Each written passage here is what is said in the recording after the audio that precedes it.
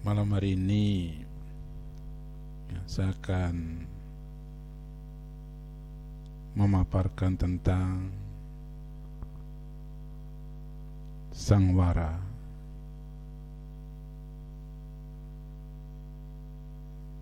Dalam Sangwara Sutta ada 4 jenis usaha untuk pengekangan, untuk pengendalian. Kata Sangwara sendiri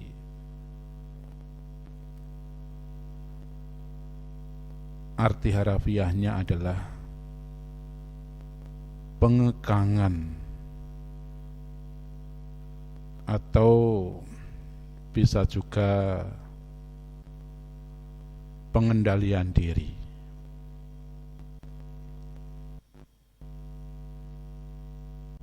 Malam hari ini saya akan memaparkan 5 jenis 5 jenis pengendalian diri. Ini ada di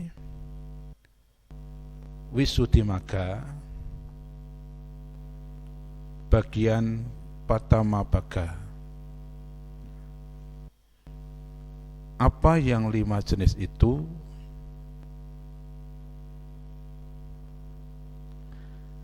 Yang pertama adalah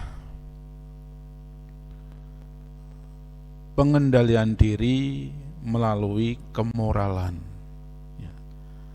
Pengendalian diri melalui kemoralan atau sila sangwara. Jadi dengan sila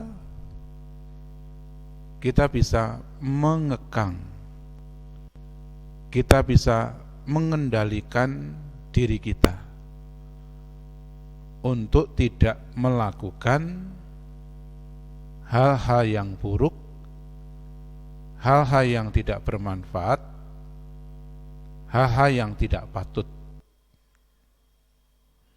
Nah, sebagai perumah tangga, sebagai umat awam, ada 5 latihan kemoralan. Dan di hari-hari tertentu bisa melakukan praktek 8 latihan kemoralan. Nah, sebagai biku ada Patimokkha Sangwara, mengendalikan diri sesuai dengan Patimokkha. Nah, kita bicara tentang sila perumah tangga, sila bagi umat awam. Nah, kenapa dikatakan dengan sila kita menjadi terkekang, kita bisa mengendalikan diri kita. Ya. Ada 5 sila. Ya. Tentu para upasaka-upasika sudah hafal. Ya, sudah hafal. Apa yang 5 itu? Nah, 5 latihan kemoralan ini jika dirawat, dijaga, akan membuat seseorang menjadi terkendali, baik pikirannya, ucapannya, maupun perbuatan badan jasmani.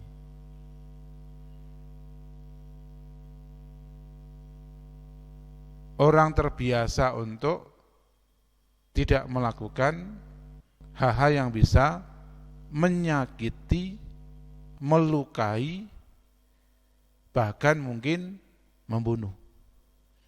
Kenapa orang menjadi terkendali? Karena membiasakan. Ya kan? membiasakan untuk tidak melakukan pembunuhan.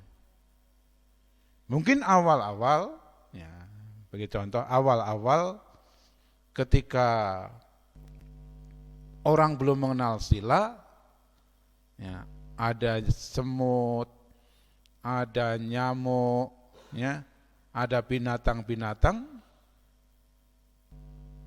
mungkin mudah, ya, menyakiti, mudah melukai, ya. Tetapi ketika mengenal sila menjadi berbeda, ya, menjadi berbeda. Ya, waktu saya kecil main binatang itu hal biasa, hal lumrah.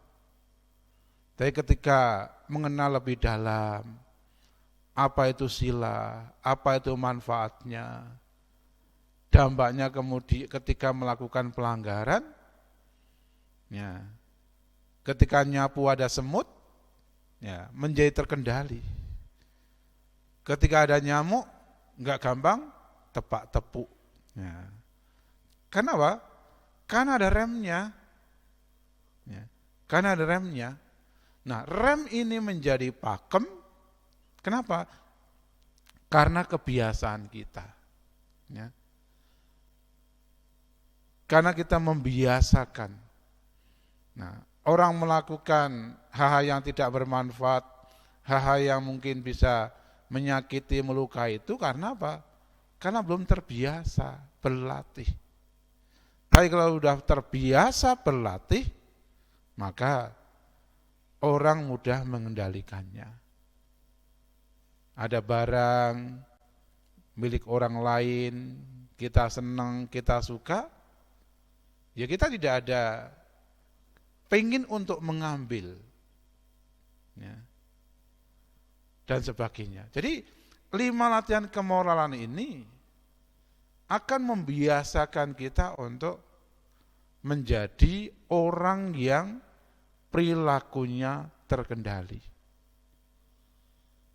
Orang yang perilakunya patut terpuji. Maka sila sangwara ini menjadi bagian dari upaya untuk mengekang, mengendalikan, sehingga kita menjadi orang yang berperilaku baik, berperilaku terpuji. Nah, kadang-kadang, ya, orang merasa sila itu seperti beban, ya. Menjalankan sila itu seperti beban. Padahal sila itu adalah latihan,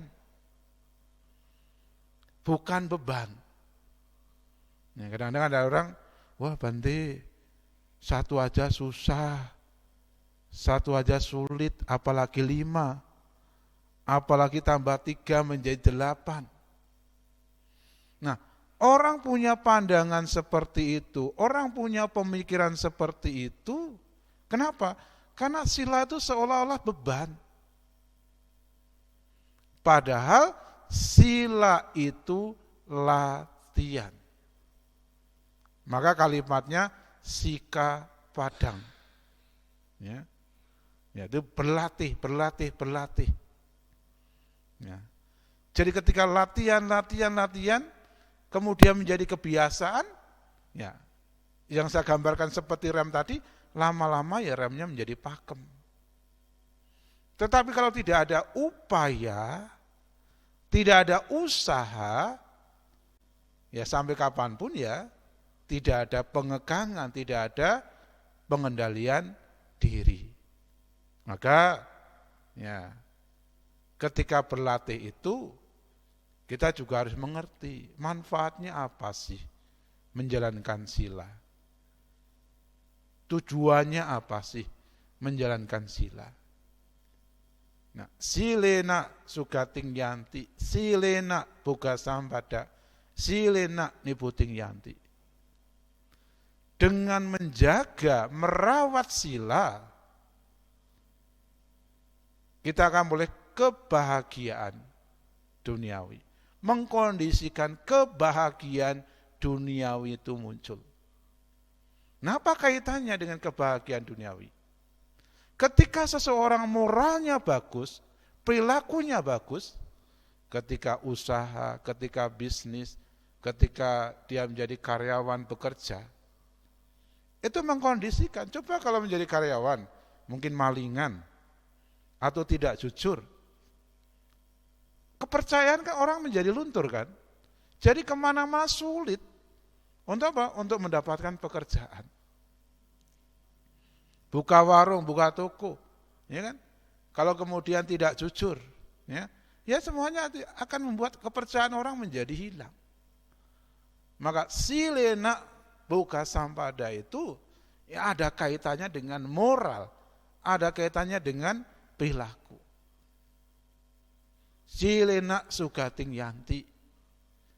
Dengan sila, dengan menjaga sila, kehidupan kita akan berbahagia di masa mendatang. Ya. Ada satu cerita, ya, semalam itu saya cerita tentang Upasaka Dhammika. Upasaka Dhammika ini bukan hanya terkenal karena kedermawannya, kerelaannya, tetapi juga perilakunya yang baik. Dia memimpin 500 orang. Ya. Bahkan perilaku yang baik, kedermawanannya itu juga diturunkan kepada 7 putranya dan 7 putrinya. Menjelang meninggal, 6 kereta surga datang untuk menjemput. Ya, jadi Bapak sekalian, orang perilakunya baik, kita tidak usah khawatir, tidak usah cemas. Kereta surga bisa menjemput kita. Ya. Jadi sewaktu-waktu kita tinggal pilih. Itu kalau perilakunya baik. Malah silena sugating yanti. Dengan sila yang baik mengkondisikan terlahir di alam surga. Silena niputing yanti. Ya. Ketika seseorang menjaga merawat sila juga mengkondisikan kebahagiaan yang lebih tinggi, yaitu nibbana. Karena otomatis ketika perilakunya terkendali, moralitasnya baik, itu menjadi dasar untuk apa? Untuk berlatih meditasi, mengembangkan batin, mengembangkan nilai luhur batin. Nah, ini sila sangwara. Nah. Yang kedua, ya, sati sangwara. Ya, sati sangwara. Nah, apa itu sati sangwara? Ya, sati sangwara adalah pengekangan melalui pengembangan kesadaran. Ya, pengembangan kesadaran. Nah, bagaimana mengembangkan kesadaran? Ya, tentu dengan bermeditasi. Ya, dengan mengembangkan nilai luhur batin. Dengan samadhi. Jadi kesadaran itu, sati itu akan membuat kita menjadi waspada. Akan membuat kita menjadi lengah. Kenapa orang mudah untuk melakukan hal-hal buruk? Karena lengah. Karena tidak waspada.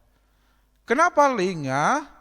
Karena tidak melatih kesadaran. Karena tidak melatih mengembangkan kesadaran.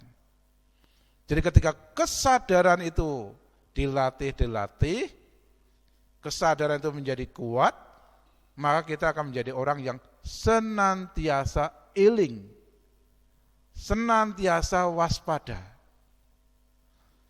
Kalau orang menjadi eling, orang itu menjadi waspada, dia akan tahu ini bermanfaat, ini tidak. Ini baik, ini buruk. Tapi kalau tidak waspada, ya, orang itu lengah, maka ya dia bisa hantam kromo, ya. Yang penting memuaskan dirinya, tidak peduli yang dilakukan itu merugikan orang lain, menyakiti orang lain, bahkan merugikan dirinya sendiri. Yang penting apa? Yang penting adalah kepuasan, ya, kepuasan. Jadi pengembangan kesadaran itu juga menjadi hal yang penting. Ya, maka ya, belakangan ini saya selalu mengajak orang untuk bermeditasi. Ya. Supaya apa? Supaya menjadi terlatih. Ya.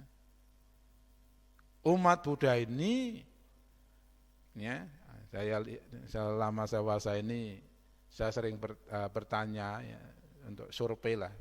Sebenarnya umat Buddha ini untuk meditasi ini sudah sampai sejauh mana sih? Sudah menjadi kebutuhan atau sekedar ya udah puja bakti yang penting ada meditasi, sudah. Ternyata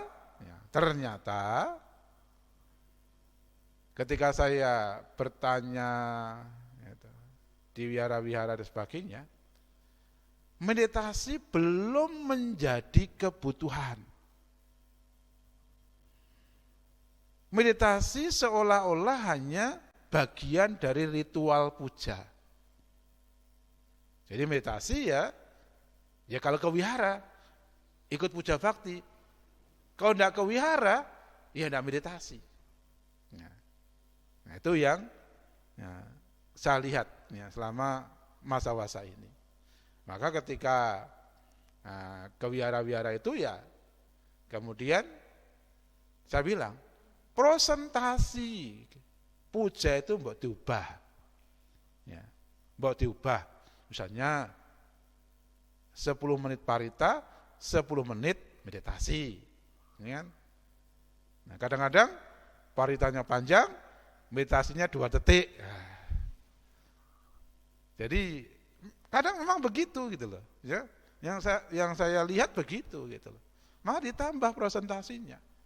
Karena meditasi itu tujuan, alat untuk mengembangkan kesadaran itu.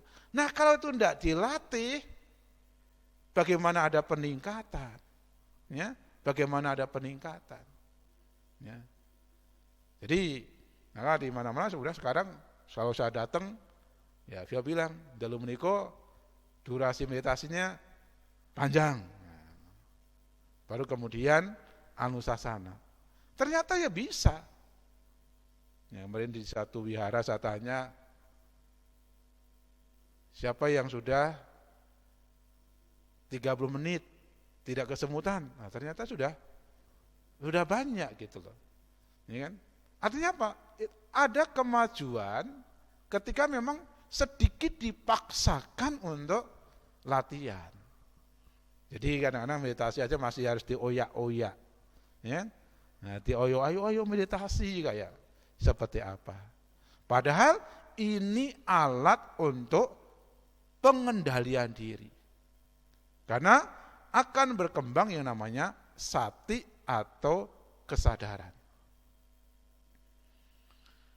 Yang selanjutnya adalah ya, nyana, ya, nyana sangwara. Ya.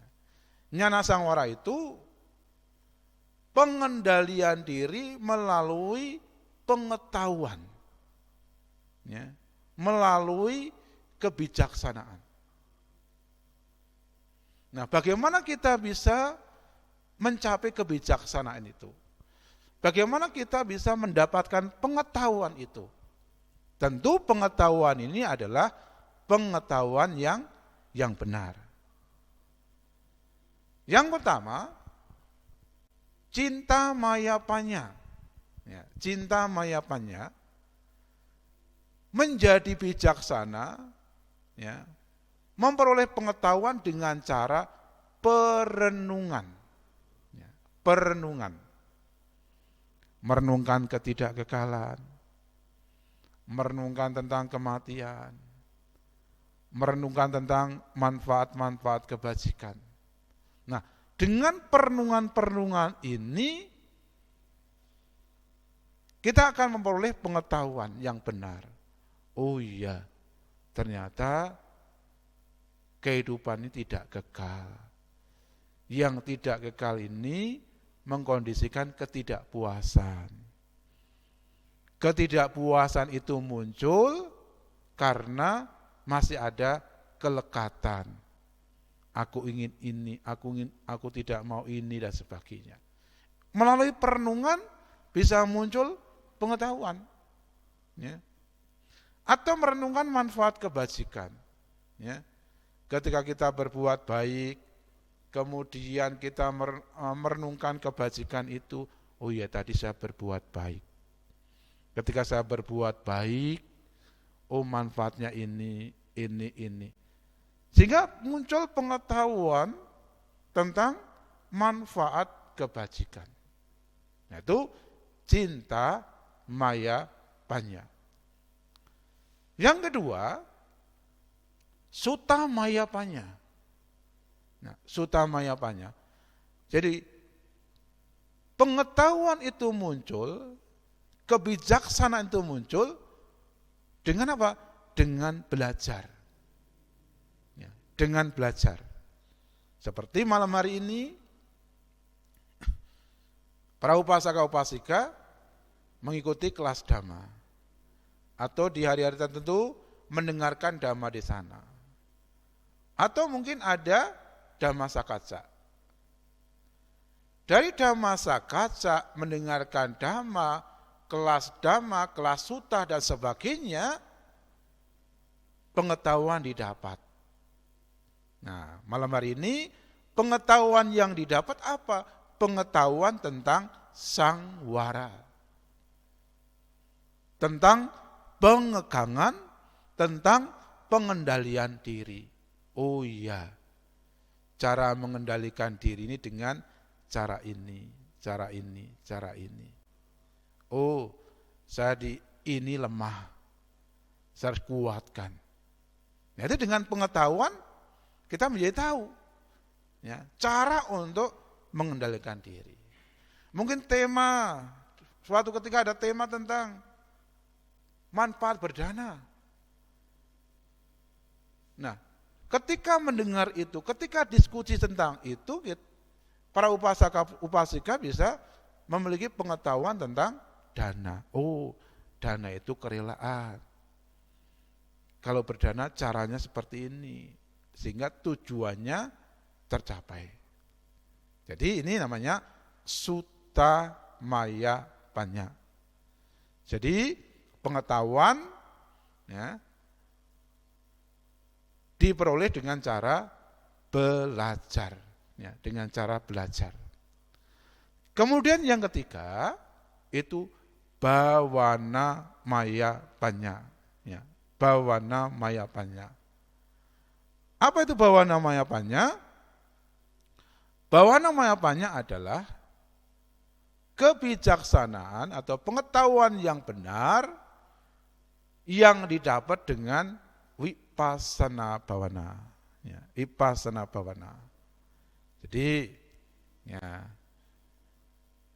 ketika seseorang melakukan vipassana bhavana, ya, akan muncul pemahaman-pemahaman, pengertian-pengertian tentang corak kehidupan, ya, tentang ketidakkekalan, tentang duka, tentang anatta, ya, tentang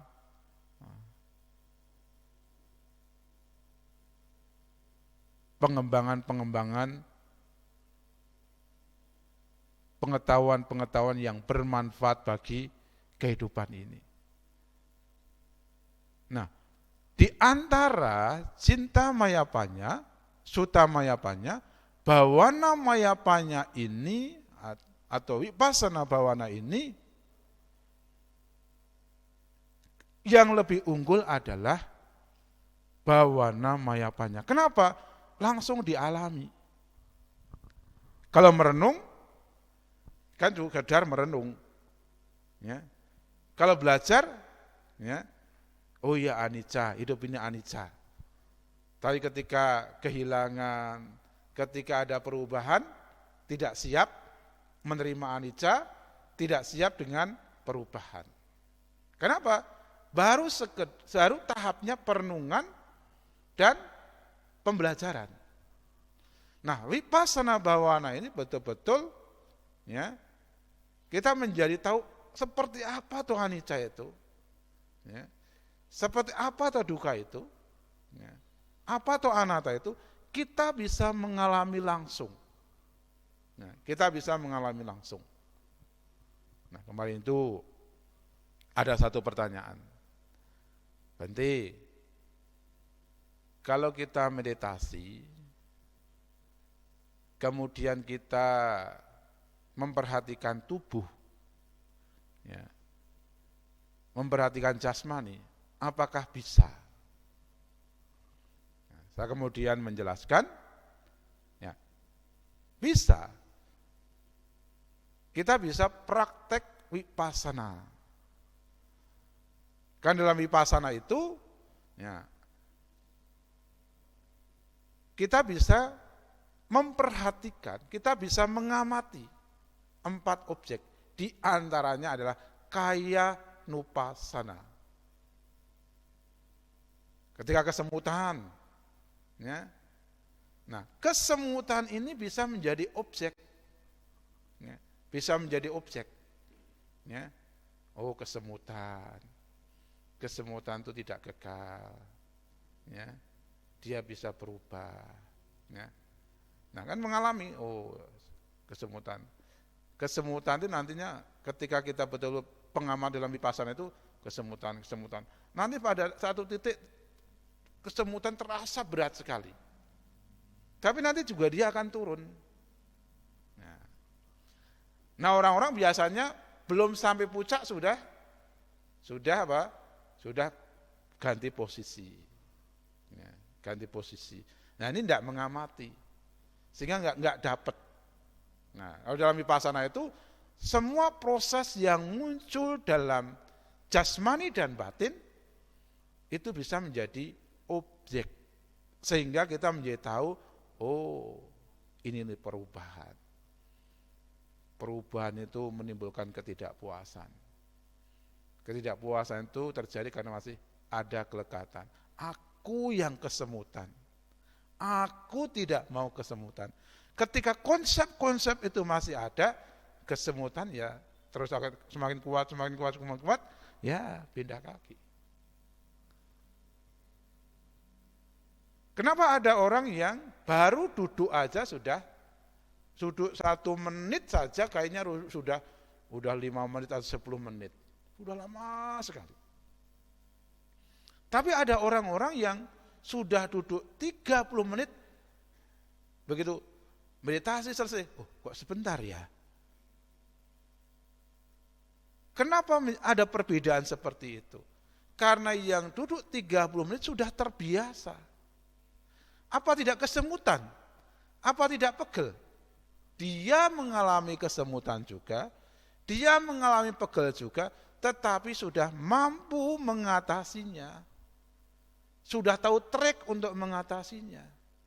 Sedangkan yang baru 1 menit udah rasa 10 menit itu belum terbiasa, sehingga dalam posisi duduk itu dia terbebani terus. Nah, beban-beban itu yang kemudian merasa kok lama ya, kok kayaknya sudah 10 menit ya, kok kayaknya udah 15 menit ya.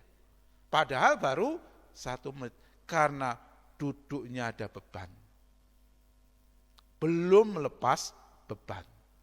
Nah, Vipassana bawana itu melepas beban. Melepas beban artinya melepas keterikatan. Maka di antara Ya.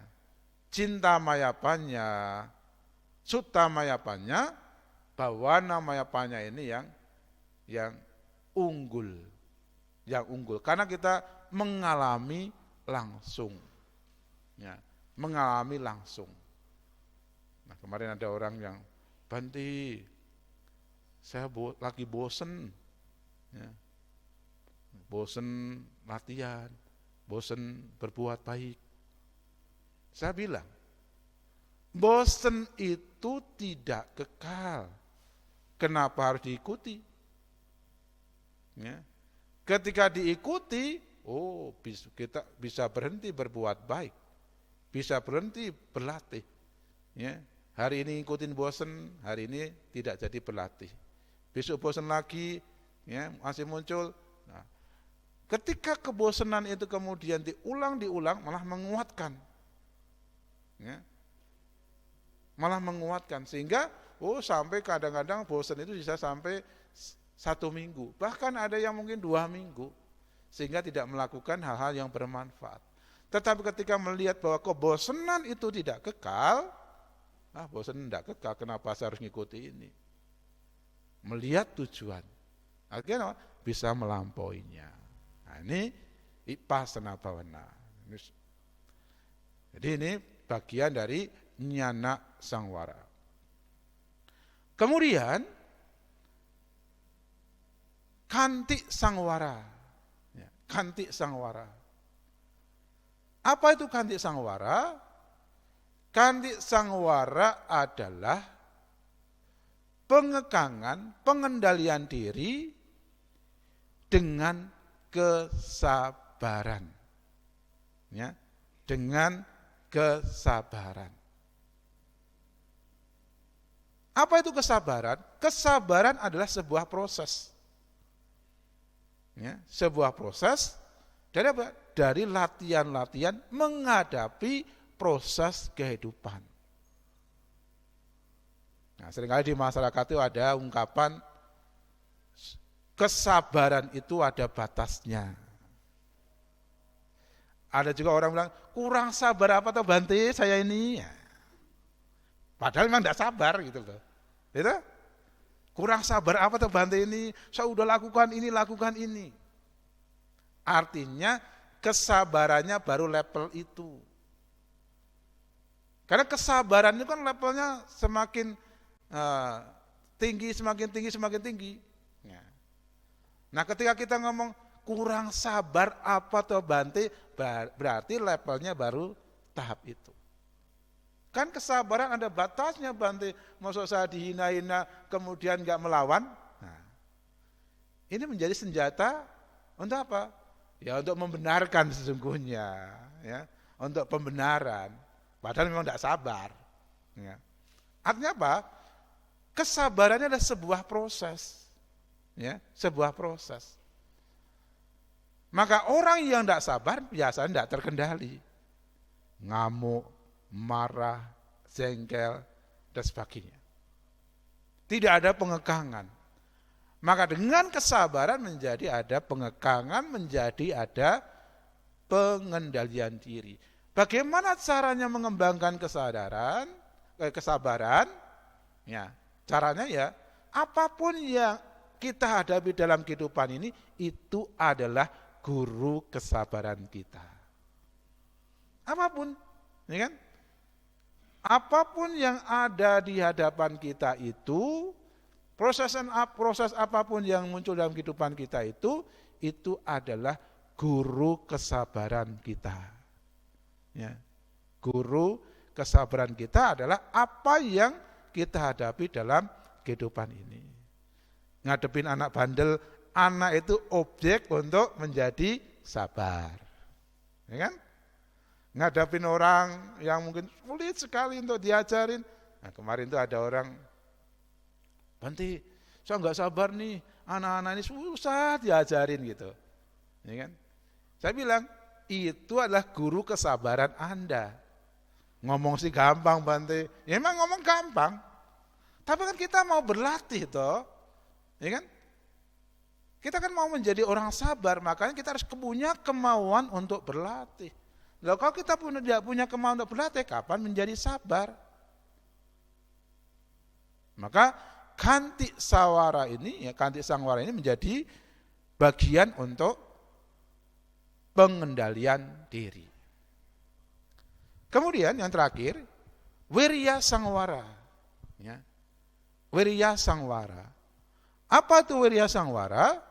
Wirya sangwara itu pengendalian diri melalui semangat. Ya.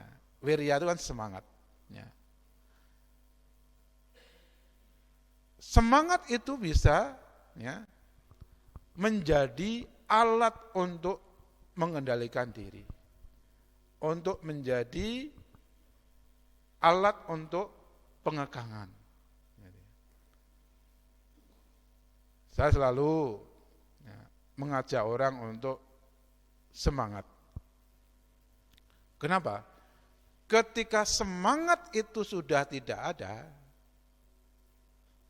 maka orang itu akan mudah putus asa. Kalau sudah putus asa, pengendalian dirinya menjadi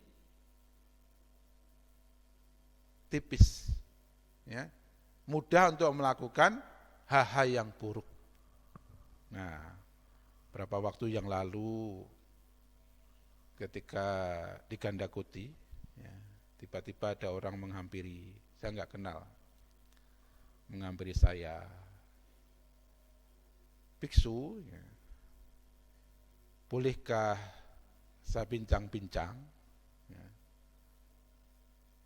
Saya kemudian karena ada tamu yang lain, ya mau berapa lama? Sebentar saja. Oh iya silahkan. Ya. Dia cerita tentang ya, perjalanan hidupnya. Dia bilang sama saya, biksu, saya sudah kehilangan semangat. Ya, saya sudah kehilangan semangat. Nah, sebelum ke sini tadi saya ke tempat lain. Tapi tempat lain ini saya suruh ke Gandakuti. Jadi, Gandakuti suruh ketemu biksu. Bilangnya begitu. Ya. Nah, kemudian bincang. Ya. Orang ini ya, karena udah kehilangan semangat, nah, dia sudah pokoknya kayak saya mau hidup mau tidak ya, monggo kerso lah seperti itu. Nah, lalu kemudian saya bilang, Bapak punya tujuan tidak dalam hidup ini? Ya. Punya, Bante. Mau berubah tidak? Mau menjadi lebih baik tidak? Masih mau, tetapi kan saya tidak ada semangat lagi. Kenapa tidak ada semangat? Kan saya sudah coba ini, coba itu, dan sebagainya, kemudian selalu gagal. Ya, saya bilang kemudian, tidak ada yang tidak ada solusi. Ya. Semuanya ada solusi kok, tinggal masih ada semangat atau tidak. Ketika seseorang itu ya, masih punya semangat, ya, saya bertanya balik, ketika orang itu ada semangat, kemungkinan untuk mencapai tujuan, kemungkinan untuk mendapatkan solusi, besar atau kecil peluangnya? Dia bilang peluangnya lebih besar. Nah, ketika Anda tidak punya semangat, peluang untuk mencapai tujuan, peluang untuk mendapatkan solusi, besar atau kecil? Kecil. Nah, apa yang kemudian dirasakan selama ini? Dia bilang, wah saya sempat berpikir bunuh diri, berpikir ini dan sebagainya. Ada yang menjadi tidak terkendali. Ya, menjadi tidak terkendali. Maka kemudian Anda harus punya semangat. Karena semangat itu yang akan menggerakkan kemauan muncul kembali. Akan menggerakkan seseorang untuk berjuang kembali. Sehingga peluang untuk meraih harapan, peluang untuk mendapatkan hal-hal yang bermanfaat dalam kehidupannya, itu menjadi besar. Dibandingkan kalau tidak ada semangat, tidak ada wirya. Ya, waktu zaman Covid itu, awal-awal Covid itu kan banyak yang kebingungan, banyak yang panik, ya, banyak yang stres dan sebagainya. Banyak yang bertanya, apa yang harus saya lakukan, Banti? Menghadapi situasi yang seperti ini. Saya punya dua kata pada waktu itu. Bertahan, berjuang. Orang yang bertahan masih punya semangat. Apalagi orang yang berjuang. Jadi dorongannya adalah wirya, semangat. Ketika tidak punya semangat, tidak mungkin bertahan. Ketika orang itu tidak punya semangat, tidak mungkin berjuang. Nah, ketika seseorang itu punya semangat, maka mampu bertahan dan mampu berjuang. Kalau bertahan, setidak-tidaknya masih ada harapan, ya kan? Dibandingkan dengan orang yang tidak bertahan. Kalau masih mau berjuang, kemungkinan besar untuk mendapatkan peluang, ya peluangnya lebih besar dibandingkan dengan orang yang tidak berjuang. Jadi wirya sangwara itu juga menjadi penting, ya, dalam kehidupan ini, sehingga ya, kita menjadi terkendali, kita menjadi tidak salah arah, ya, dalam perjalanan kehidupan ini. Jadi dalam Sangwara Sutta itu Sang Buddha mengajak kita untuk apa? Untuk membangun, untuk memperbaiki kehidupan kita dengan cara mengendalikan diri. Kalau pengendalian diri itu ada dalam kehidupan kita, maka kehidupan kita ya tentu akan bertemu dengan kualitas dan kebahagiaan. Karena kualitas itu akan meningkat, ya, kualitas itu akan naik levelnya ketika seseorang ya, mempunyai pengendalian diri. Dengan apa? Dengan sila, ya,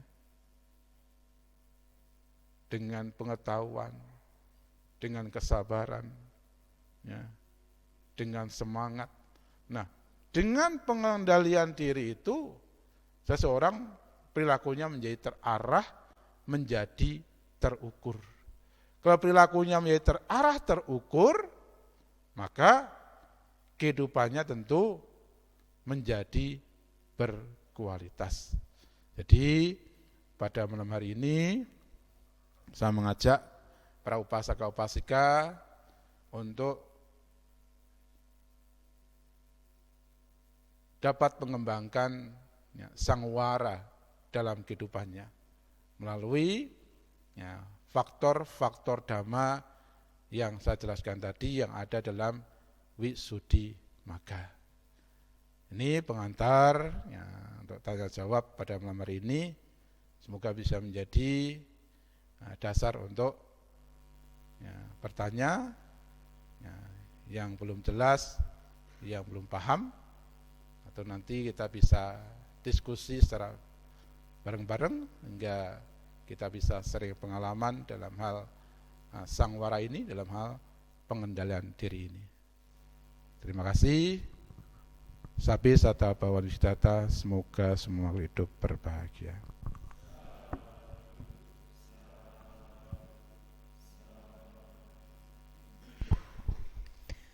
Demikian pemaparan materi Dhamma kelas yang telah disampaikan oleh Bante Abhayananda Matera. Untuk selanjutnya sesi tanya jawab. Bagi umat yang ingin bertanya, dipersilahkan.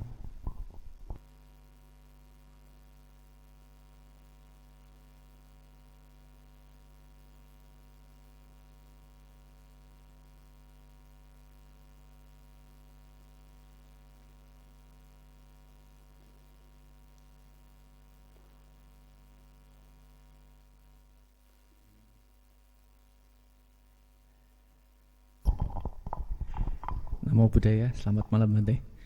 Poin kedua Sati tadi, sama vipassana tadi larinya ke meditasi apa bukannya sama berarti?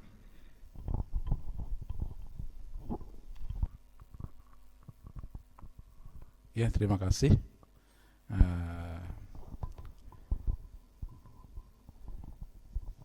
Sati itu ya, berkaitan dengan ya, kesadaran, sedangkan ya, nyana sangwara itu berkaitan dengan pengetahuan yang benar, pemahaman yang benar.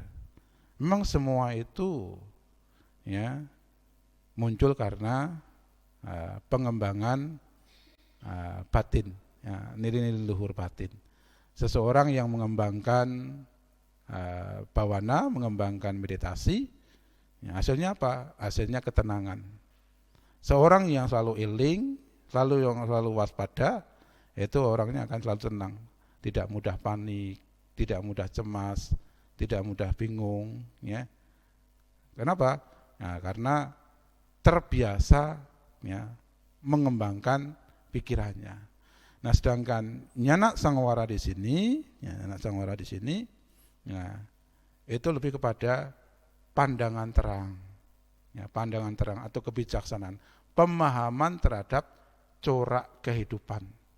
Ya, corak kehidupan di mana kehidupan ini anicca, dukkha, anatta, sehingga ketika seseorang itu memiliki pandangan benar, pengetahuan benar, ya, kebijaksanaan tadi, ya, tidak mudah larut dalam kehidupan, sehingga orang itu menjadi teguh, menjadi kuat, ya, tidak mudah ya, terbawa oleh arus kehidupan, seperti itu. Semuanya dihasilkan dengan pengembangan meditasi. Ya, jadi meditasi itu kan arahnya ada yang ketenangan, ada arahnya yang pandangan terang, seperti itu. Ya, jadi maka tadi saya tekankan kenapa kita harus jadikan meditasi itu sebagai sebuah kebutuhan, ya supaya kita menjadi orang yang senantiasa memiliki ketenangan yang luar biasa, sehingga kita jauh dari rasa cemas, takut, khawatir, ya, panik, bingung dan sebagainya. Dan ketika kita juga mengembangkan meditasi akan membuat kita menjadi kuat menghadapi proses kehidupan ini, ya kan? Kehidupan ini kan berproses terus-menerus, ya kan? Ada perubahan-perubahan ya, yang akan kita hadapi dalam kehidupan ini, sehingga kadang-kadang muncul takut dengan proses kehidupan ini. Nanti kalau saya tua bagaimana, kalau nanti saya sakit bagaimana. Padahal tua, sakit, mati itu adalah suatu kewajaran yang ada dalam kehidupan ini, karena itu bagian dari ketidakkekalan. Nah, seseorang yang sampai pada pemahaman itu, perubahan apapun menjadi tidak terusik gitu loh. Karena apa? Sudah sampai pada pemahaman. Maka dari pengetahuan tadi kan ada 3 tadi, bisa dengan perenungan, ya kan? Merenungkan, kan kita bisa merenungkan usia tua. Oh, tua ini begini, ya kan? Yang tadinya kuat menjadi lemah, ya kan? Ya, tadinya indah menjadi tidak indah. Itu kan perenungan. Atau mungkin kita melalui pengetahuan. Ya, pengetahuan ketika kita mendengar seorang Dhammaduta mengatakan, oh tua ini penuaan seperti ini loh. Nah, nanti kondisinya seperti ini. Mulai pengetahuan, tetapi perenungan dan pengetahuan ini belum sekuat ketika seorang itu praktek langsung, ya, melalui vipassana bhavana, ya kan? Maka ketika vipassana bhavana, ketika memperhatikan jasmani, oh jasmani ini ternyata tidak sekuat yang saya kira. Jasmani suatu ketika juga lemah, ya kan? Ya, bisa kesemutan, bisa pegel, ya kan? Kemudian kita pun tidak bisa mengajak kompromi jasmani. Jasmani, kamu harus begini, tidak ada kesemutan, tidak ada apa dan sebagainya. Kita tidak bisa ngatur. Nah, itu kan anatta. Begitu. Ya. Nah. Ada lagi? Udah ngantuk?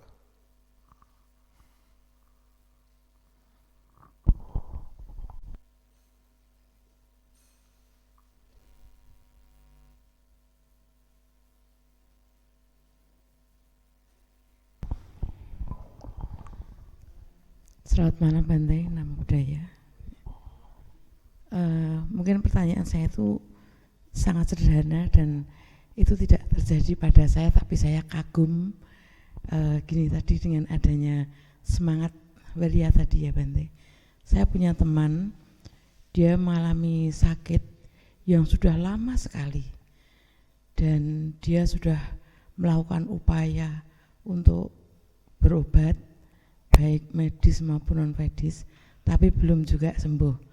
Nah akhir-akhir itu terus dia hanya dengan semangat, pokoknya semangat suatu keyakinan, saya tetap bertahan dan kadang-kadang juga sakitnya itu masih sakit, tapi dia semangat, aku pokoknya iso mari, suatu saat aku iso mari. Nah itu kira-kira apakah seperti itu dibetulkan Bante? Terima kasih. Ya, saya pernah ketemu dengan orang yang sakit juga. Orang yang sakit ini juga mengalami kondisi yang luar biasa. Bahkan sudah ya prediksi ya kalau sakit ini posisinya meninggal lah gitu, seperti itu ya. Nah, sebelum ke situ ya, kita harus tahu wirya. Wirya itu ada semangat. Semangat di situ semangat yang diiringi dengan pengertian benar, bukan semangat yang ambisius. Ya kan? Semangat yang ambisius itu artinya ya dorongan nafsu, keinginan yang luar biasa. Tetapi semangat yang muncul diiringi dengan kebijaksanaan itu biasanya dia mengerti, misalnya bahwa misalnya dia berjuang ya, dia berjuang. Ketika dia berjuang itu dia tahu, dia paham ada dua sisi. Sisi berhasil, sisi gagal. Nah, ketika dia berhasil, dia tidak takabur. Ketika dia gagal, dia tidak putus asa. Nah, orang yang semangatnya ambisius biasanya dia hanya melihat keberhasilan tanpa melihat kegagalan. Itu yang nantinya menjadi mentok, menjadi kecewa, kemudian menyalahkan dirinya sendiri, bahkan bisa menyalahkan orang lain. Nah, orang yang saya ceritakan ini, dia punya semangat yang saya bicarakan tadi. Ya. Nah, kenapa dia punya semangat yang saya jelaskan tadi? Karena orang ini ternyata sering berlatih, ya, meditasi dan sebagainya. Dia berbuat baik, meditasi dan sebagainya. Waktu saya tengok, saya kunjungi itu, dia malah bilang begini, Bante kenapa harus ke sini? Saya tidak apa-apa kalau Bante, saya masih bisa meditasi. Gitu. Kalau saya mungkin tidak usia panjang, tidak masalah. Tetapi hidup saya dalam kondisi sakit pun saya masih bisa berbuat baik, masih bisa melakukan kebajikan. Nah, ini yang saya katakan semangat yang diiringi dengan pengertian benar. Dia tahu, ini kan dia berobat, kemungkinan juga bisa berhasil, kemungkinan juga bisa sembuh. Tetapi dia tetap ada upaya, Dengan apa? Ya dengan berobat medis tadi, kemudian dia juga dengan meditasi, kemudian juga dia berbuat baik. Seperti itu. Jadi semangat atau wirya itu hendaknya diiringi dengan pengertian yang benar. Seperti itu. Supaya apa? Supaya kita tidak kecewa, supaya kita tidak jatuh. Ya, seperti itu, ya. Jadi harus bisa membedakan wirya dengan ambisi. Ya kan? Kalau ambisi kan menang, dapat gitu kan, tercapai gitu. Tapi kalau wirya, dia itu dalam posisi apapun dia tetap wiryanya ada gitu loh. Tapi kalau orang yang ambisi dalam posisi mentok, dia mentok juga begitu. Gitu ya. Ya. Ada lagi?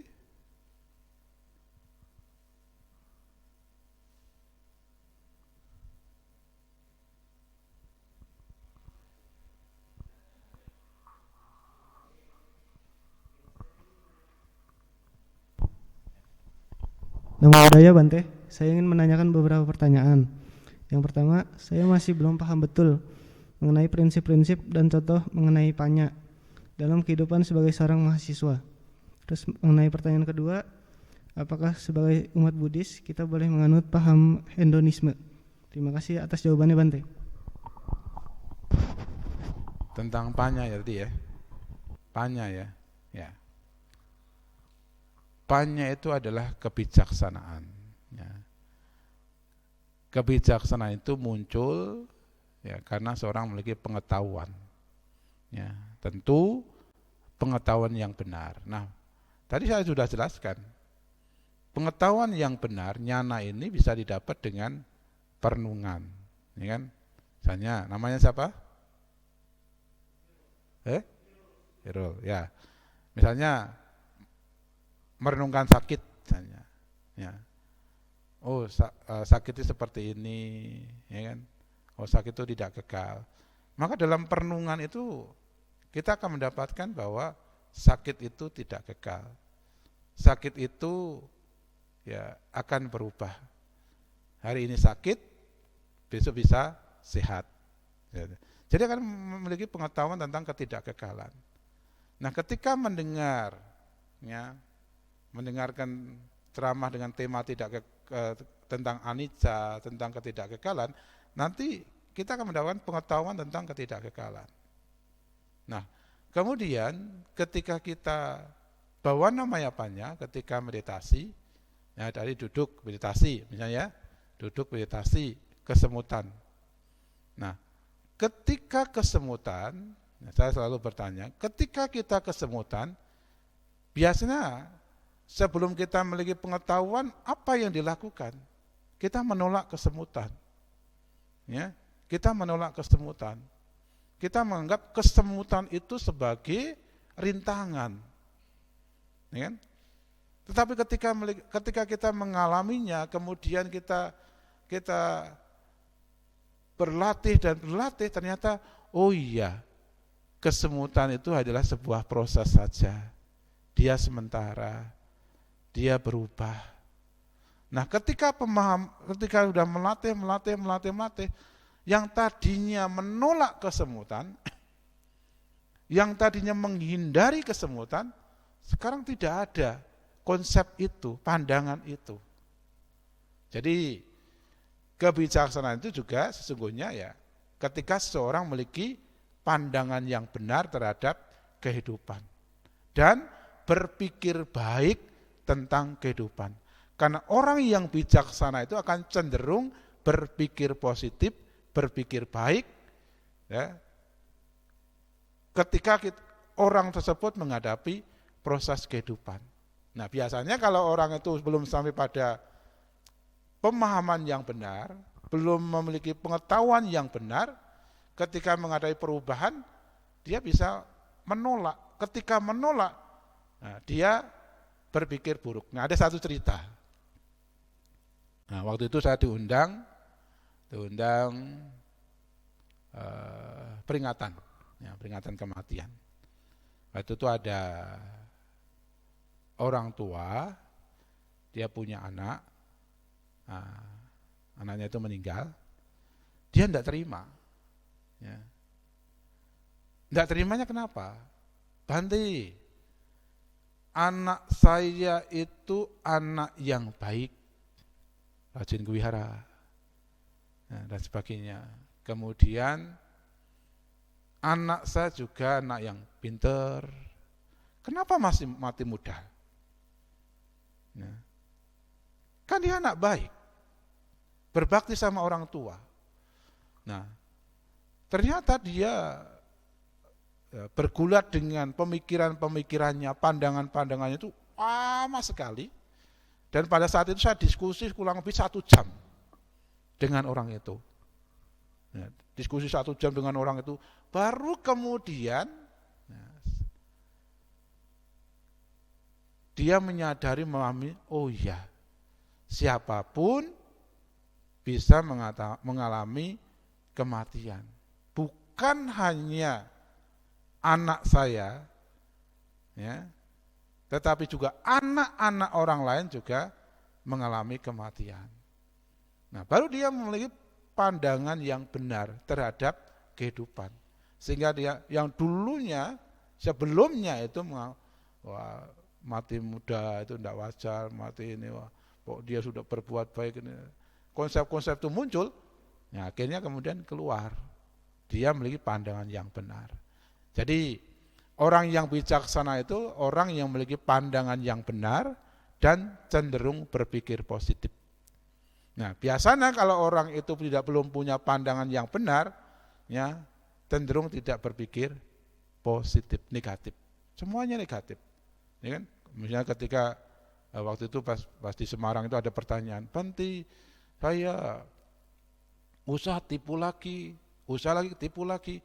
Nah, kemudian karena dia tidak memiliki pandangan benar, kemudian dia berpikir begini, saya tidak mau usaha lagi. Ya. Saya mau hidup dari tabungan saya. Ya. Saya kemudian bertanya sama orang itu, tabungannya berapa? Cukup berapa lama? Tabungan saya banyak-banyak. Oh ya banyak, oke tabungan banyak. Cukup berapa lama? 1 tahun, 2 tahun? Karena uang banyak, 1 detik juga bisa habis.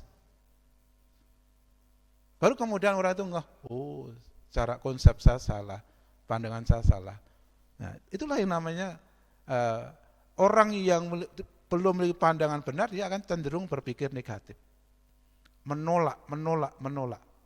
Padahal sesungguhnya kehidupan itu ada 2 sisi. Bisa menyenangkan kita, bisa tidak menyenangkan kita. Bisa memuaskan kita, bisa tidak memuaskan kita. Nah, kebanyakan orang cenderung apa? Cenderung hanya menerima yang menyenangkan, yang memuaskan, yang membahagiakan. Dan cenderung menolak hal-hal yang tidak menyenangkan, tidak memuaskan. Artinya ketika kita punya kecenderungan seperti itu, kita belum memiliki pandangan yang benar. Ketika kita belum memiliki pandangan yang benar, maka cenderung kita akan berpikir negatif terhadap kehidupan ini. Begitu. Ya. Hedonisme tadi ya. Hedonisme ya. Ya. Dalam Magya Pajasutta, ya, itu ada samajiwikata.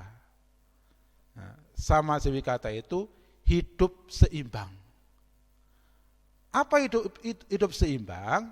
Hidup seimbang ini, ya, biasanya kan orang ketika punya materi, ya, dalam Magya Pajasutta itu kan Sang Buddha mengajarkan bagaimana mengumpulkan materi. Ya. Nah, di situ materi dengan ulet, dengan tekun, kemudian bisa menjaga materi, kemudian memiliki kalyanamita dan sebagainya.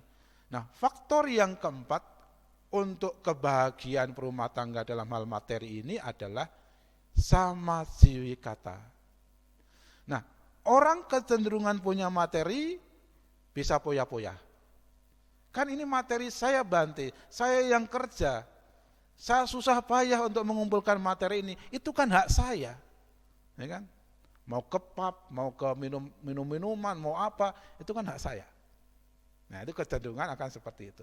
Tetapi ada juga kecenderungan yang lain.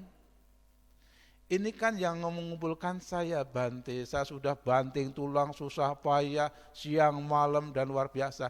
Apa kecenderungannya? Kikir. Orang lain tidak boleh menikmati. Ini kan hak saya, milik saya, ya, sehingga orang lain juga tidak boleh menikmati. Bahkan dirinya sendiri pun tidak bisa menikmati karena saking kikirnya, saking pelitnya. Jadi orang punya kecenderungan seperti itu. Jadi maka samajiwikata. Apa itu samajiwikata? Kalau punya materi itu, ya hendaknya digunakan dengan baik. Ya, Sang Buddha dalam Tiga Nikaya itu mengajarkan tentang kalau seorang sudah mengumpulkan materi, ya setengah bagiannya itu untuk modal, modal usaha. Biasanya kalau orang kan kadang-kadang punya kecenderungan ketika usaha dapat, kadang-kadang lupa dengan modalnya, ya kan? Digunakan untuk poya-poya, untuk beli ini, beli itu dan sebagainya. Nah, Sang Buddha udah mengatur itu gitu loh, ya kan? Setengah bagian. Kemudian sebagian lagi untuk kesejahteraan, ya. untuk kesejahteraan, untuk kebahagiaan keluarganya. Kemudian sebagian lagi untuk nidak pea, untuk disimpan.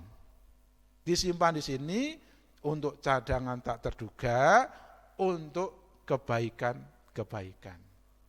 Artinya, kalau punya materi, hendaknya digunakan dengan bijak. Karena ada saluran-saluran yang bisa menghancurkan materi. Di antaranya apa? Boya-boya. Ya kan? Boya-boya. Minuman keras. Berjudi. Ini kan saluran-saluran yang akan menghancurkan kekayaan. Ya.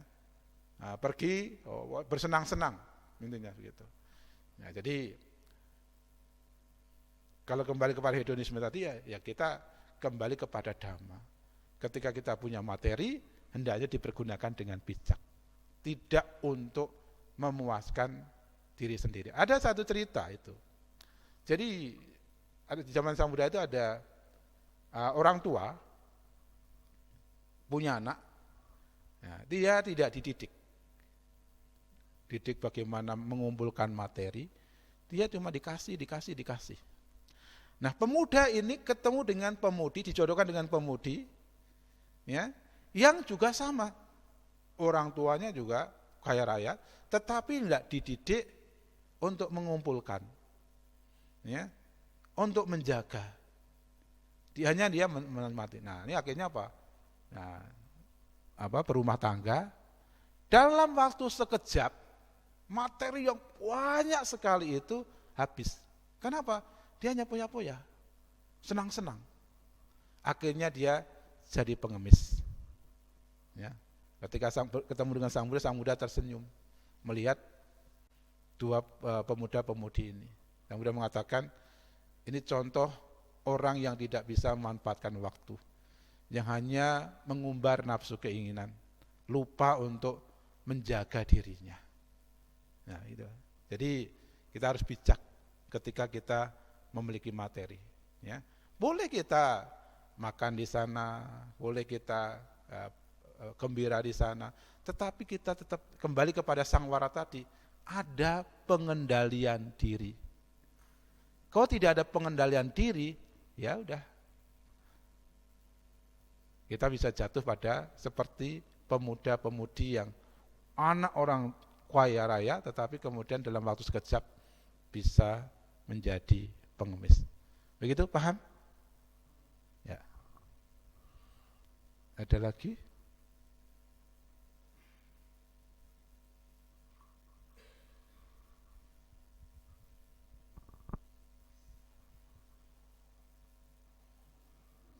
Ya, silakan.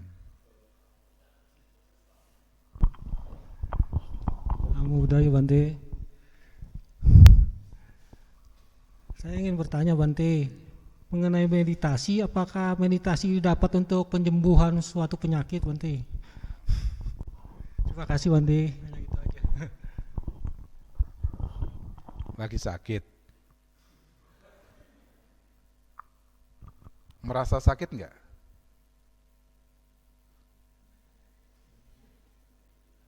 Jadi malam hari ini semua sehat-sehat? Nah.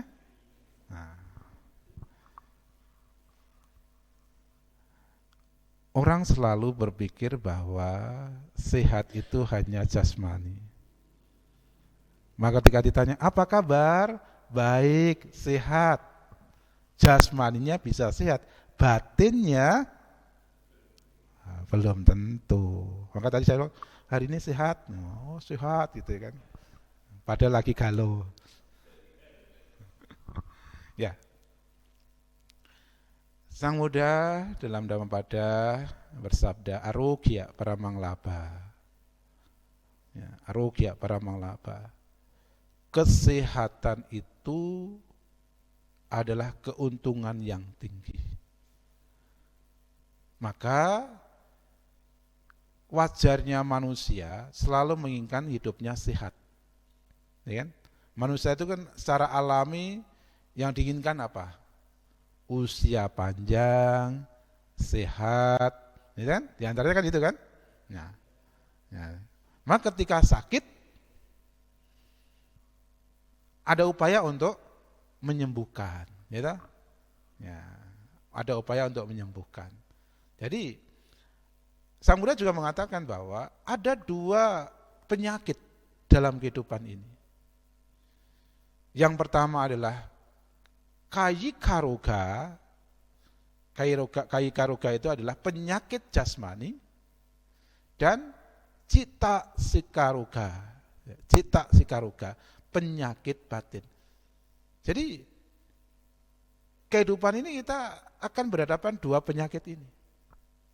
Penyakit jasmani, kayika roga, dan penyakit batin, cita sikaroga. Nah, karena kesehatan adalah keuntungan yang parama, maka ada upaya untuk menjaga kesehatan kita. Secara fisik, ya kalau orang itu punya penyakit darah tinggi, ya tentunya ada pantangan-pantangan, ya kan, yang harus dihindari. Itu kan cara menjaga. Nah, cuma kadang-kadang orang itu kadang-kadang hilang kontrol, masih sehat Bante, gitu kan. Jadi tidak ada sangwara tadi. Nah, ketika tidak ada sangwara, ya, akhirnya apa? Menghindari pantangan itu, sakitnya semakin parah, dan sebagainya. Nah, upaya untuk menjaga kesehatan itu, ya, kalau secara fisik, apa upayanya? Olahraga, kan gitu kan? Olahraga, menjaga pola makan, ya, pola hidup, dan sebagainya. Nah, untuk kesehatan batin dengan apa? Dengan meditasi. Nah, saya bilang kalau sama di wira-wira kalau bilang, kenapa kita meditasi? Karena kita masih sakit. Merasa nggak ada kita sakit batinnya? Ya, waktu di Seban suruh itu saya bertanya, Ibu Bapak merasa sakit batinnya tidak? Semua merasa tidak. Dia itu kalau dia punya apa ya? Punya asumsi kalau penyakit batin itu kayak orang yang di jalan-jalan gitu. Saya kemudian bertanya balik kemudian ke mama ibu-ibu, kebanyakan persoalan ibu-ibu. Siapa yang masih marah? Saya. Siapa yang hari ini uring-uringan? Saya. Ya kan? Siapa yang pernah menyakiti orang? Saya. Lah itu namanya sakit. Tadi nggak mau ngakui, ya kan? Jadi penyakit batin itu, ya penyakit batin itu ya masih ada dalam diri kita. Maka ada upaya untuk penyembuhan. Nah, apakah ketika meditasi juga bisa mengkondisikan jasmani sehat? Ya bisa. Karena jasmani dan batin ini saling berkaitan, ya kan? Nah, para arahat dan Buddha, ya kan? Sekalipun jasmaninya sakit, batinnya tidak sakit. Kenapa? Karena dia sudah sampai pada pemahaman yang benar, pengetahuan yang benar. Coba Ibu Bapak, sakit gigi aja, batinnya ikut sakit enggak? Batinnya ya sakit, enggak tenang, panik lah kan gitu kan. Ya, jadi kenapa? Karena enggak dilatih. Maka ketika batinnya itu tenang, itu juga akan mempengaruhi. Nah, saya ada satu cerita nyata itu waktu di daerah mana itu, ada datang ibu, Bante saya ini hari sakit gigi, wah enggak bisa ini semalam enggak bisa tidur dan sebagainya. Minta obat Bante. Jadi apa-apa ke Bante, minta obat, minta apalah. Gitu. Saya bilang, ini kan jasmani yang sakit, saya bilang. Cobalah Ibu, ya. Ketika sakit itu bilang sakit, tidak kekal. Cuma begitu Bante? Iya. Coba aja. Sakit, tidak kekal. Kalau semakin sakit, pokoknya sakit, tidak. Terus. Nah. Saking yakinnya, muncul sakit, dipraktekkan itu. Kemudian ketemu saya lagi, oh ya Bante semalam bisa tidur nyenyak, enggak keluruan lagi, ya kan? Nyaman. Kenapa? Karena batinnya tidak goyah. Ketika batinnya tidak goyah, mempengaruhi fisiknya, ya kan? Semakin keluruan, semakin mengeluh, semakin berpikir buruk, maka kondisi fisik kita juga akan semakin buruk ketika sakit. Maka tadi kembali pada pikiran positif tadi kan, dalam kondisi apapun tetaplah berpikir baik, tetaplah berpikir positif. Kenapa? Pikiran baik itulah yang akan membawa solusi dalam kehidupan kita. Tapi pikiran buruk akan membawa kita pada penderitaan, jauh dari kebahagiaan. Maka apakah ada hubungannya? Bisa, tetapi bukan tujuan. Artinya bonus, ya kan? Tujuan dari utama meditasi itu kan ketenangan dan kebijaksanaan. Tetapi kesehatan fisik itu bonus dari latihan. Begitu. Ya. Rajin ya meditasinya supaya sehat ya. Sehat dua-duanya ya. Jasmani sehat, batinnya juga sehat, gitu ya. Nah, ada lagi? Semua udah sehat?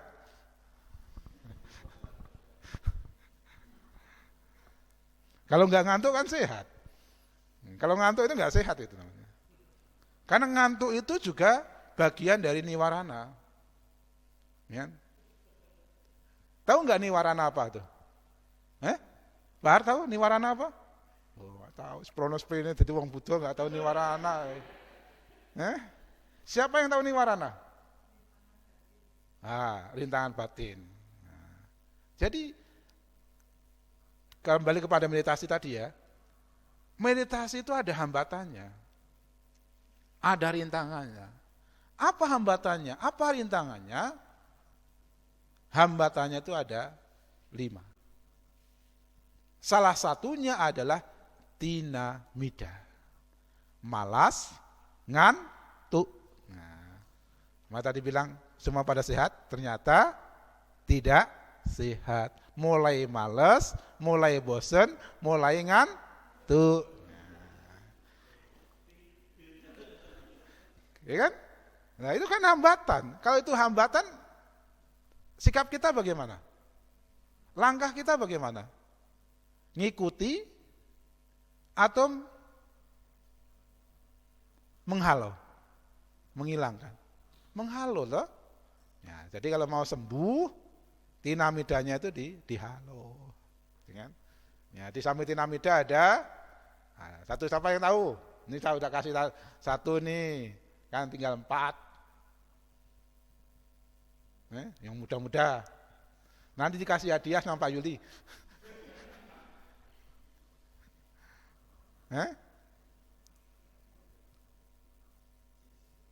Iku seprono sprint dadi wong Buddha, ikut dhamma kelas, yo rada eling ini iki. Kurang sati sangwaranya kurang ya. Apa? Kama canda. Kama canda itu apa? Nafsu keinginan. Terus biak pada kemauan jahat. Tinamida, males, ngantuk. Udaca kukuca, khawatir dan takut, dan wicikica, keraguan. Ingat? Pak diulang.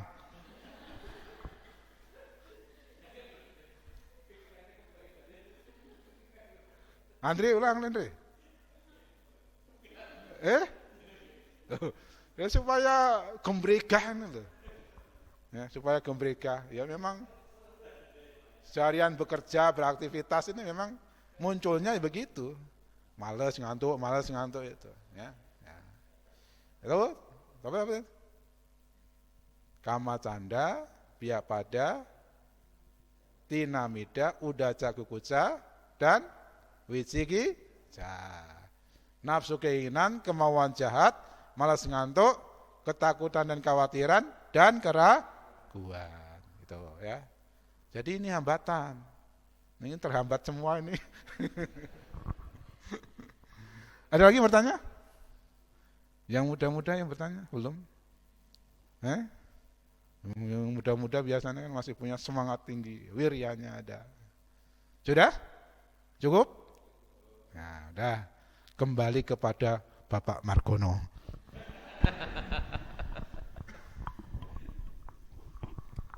Baiklah, jika tidak ada pertanyaan lagi, apakah Bante ada closing statement untuk Dhamma kelas malam ini?